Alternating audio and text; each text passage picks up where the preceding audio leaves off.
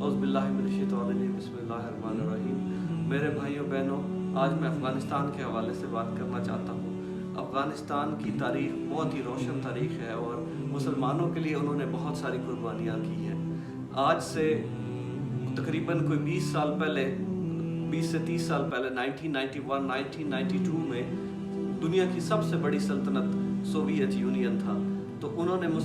بہت سارے مسلمان ملکوں پہ غاصبانہ قبضہ کر رکھا تھا، جن میں ترکمانستان، ازبکستان، آذربائیجان،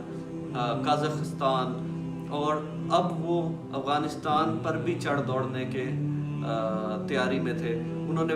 یورپ سے لے کے ایشیا تک دنیا کے 50% سے زیادہ رقبے پر یہ ملک حائل تھا، اور ان میں نشہ تھا مزید ملکوں پر قبضہ جمانے کا۔ لیکن جب یہ افغانستان کی طرف آئے تو افغانستان کے مسلمانوں نے 14,000 جانوں کا نذرانہ پیش کیا۔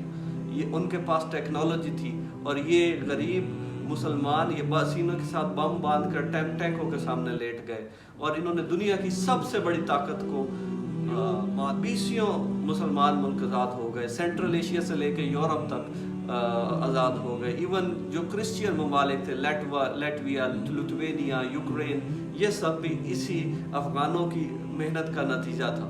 اور اگر ہم ان سے پچھلی تاریخ پہ چلے جائیں تو مسلمانوں کو کچھ تکلیفوں کو دور کرنے میں بھی افغانوں کا بہت بڑا کردار تھا۔ جب یہاں مراٹھوں نے مسلمانوں پہ ظلم و ستم اور بربریت کے پہاڑ گرائے تو یہاں کے مسلمانوں نے افغان بادشاہ احمد شاہ ابدالی کو خط لکھا کہ ہمارے ساتھ یہاں بہت بڑا ظلم ہو رہا ہے، تو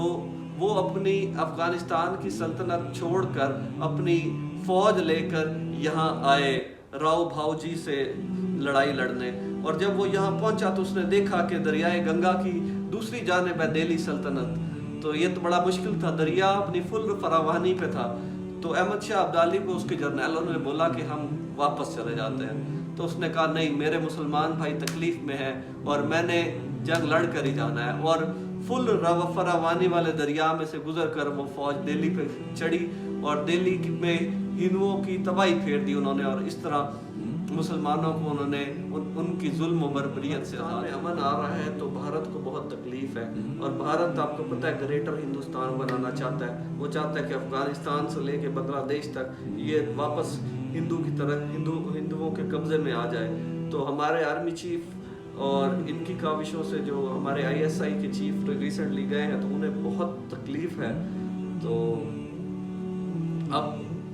انشاءاللہ امن آ کر رہے گا اور افغانستان ایک کامیاب ملک بنے گا، اور یہ خطہ بھی ترقی کرے گا، اور یہ مسلمان اور اسلام کی افغانیوں